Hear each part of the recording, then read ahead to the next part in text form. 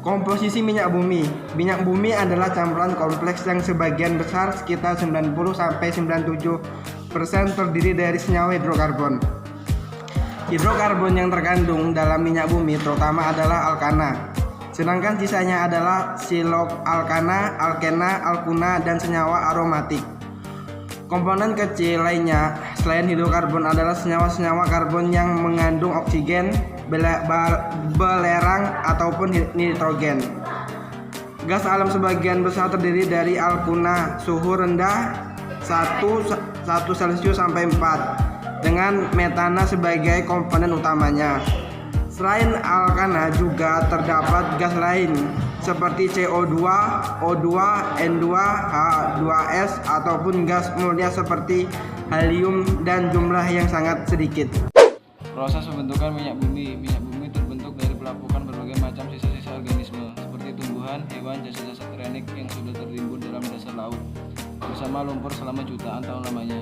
Pada rongga bagian atas ada gas alam, sedangkan cairan minyak mengambang di atas deposit air.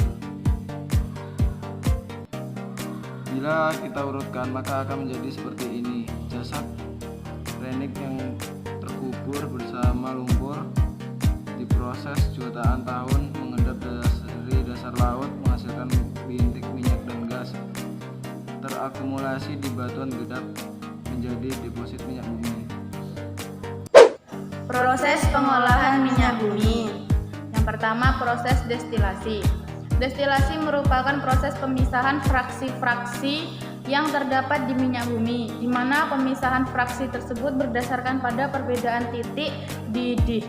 Proses ini biasanya dilakukan pada sebuah wadah tabung tinggi yang dekat terhadap udara. Awalnya, minyak mentah akan dialirkan ke dalam tabung tersebut dan kemudian dipanaskan dalam tekanan 1 atmosfer pada suhu 370 derajat Celcius. Yang kedua, proses cracking.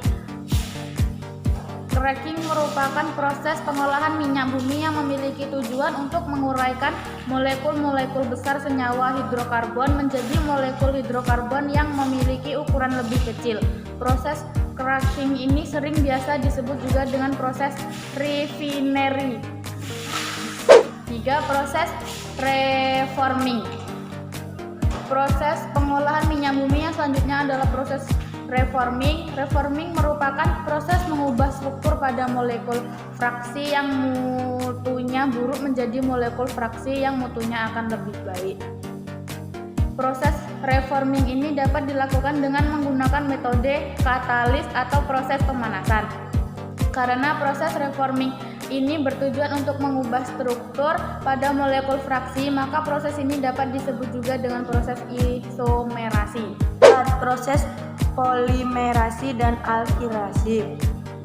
Perbaikan atau perubahan struktur molekul fraksi dilanjutkan dengan proses alkilasi, yaitu proses penambahan jumlah atom pada suatu fraksi sehingga molekul fraksi tersebut menjadi lebih panjang dan bercabang. Pada proses alkilasi ini biasanya menggunakan bahan tambahan katalis asam yang kuat seperti H2SO4, HCl, atau AlCl3 atau asam lawis.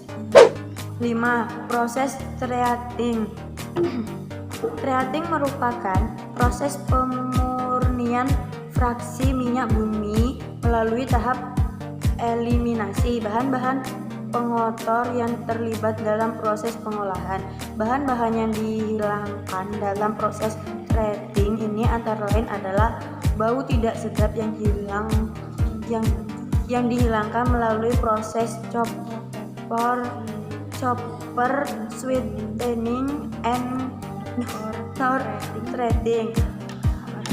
Parafin yang dihilangkan melalui proses solvent dewaxing, lumpur dan warna yang hilang melalui proses acid treatment. Aspal yang dihilangkan melalui proses deasphalting,